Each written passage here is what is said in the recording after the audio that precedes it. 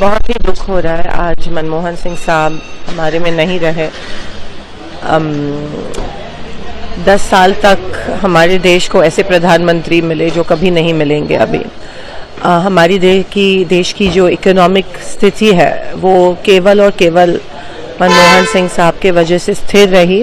उनके पॉलिसीज़ के वजह से silently revolution, thinking revolution Manmohan Singh साहब ने इस देश में लाया। आज अक्रॉस पार्टी लाइन सब लोग उनकी रिस्पेक्ट करते हैं। Big loss to the country. कल हम जब CWC में थे तब वहाँ पे 100 साल मना रहे थे गांधी जी के प्रेसिडेंट होने के, AICC के, और मनमोहन सिंह साहब का जिक्र बहुत बार हुआ। किसको पता था कि कुछ ही क्षणों बाद उनको श्रद्धांजलि अर्पित करनी पड़ेगी। मैं प्रार्थना करती हूँ उनके फैमिली के लिए।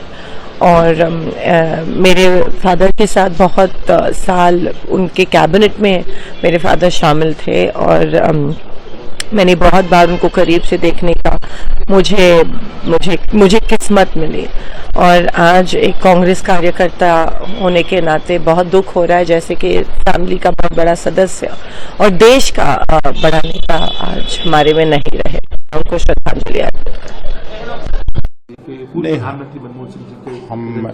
हम लोग तो व्यक्तिगत लॉस है। मैं उनके साथ UPA-1 में मिनिस्टर रहा, एग्रीकल्चर और फूड का महकमे का काम देखता था।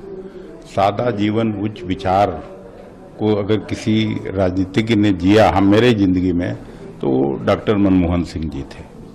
और कोई उनसे खुले मिल सकता था, कोई मंत्री, MP, मतलब मुझे बोलने में कोई गुरेज नहीं। मैं एक चीनी मिल के लिए गया और उन्होंने सीधे बैंक के MD को फोन कर दिया।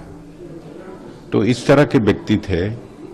और रिसेशन आया पूरे दुनिया में, भारत को उन्होंने बचा के रखा। फिर हम लोग जिस समय हाउस में थे, न्यूक्लियर डील पर किस तरह से राजनीति होने लगी, लेकिन वो अडिग रहे और भारत के हित में उसको उन्होंने करा के दम लिया। और उसी की वजह से शायद दूसरी बार भी देश की जनता ने उनको मौका दिया। राजनीति में बिरले लोग ऐसे होते हैं जो एक अपना अमिट छाप छोड़ के जाते हैं। हम लोग सब उनको आज याद करके, और पूरा कांग्रेस और पूरा देश आज दुखी है, मातम मना रहा है।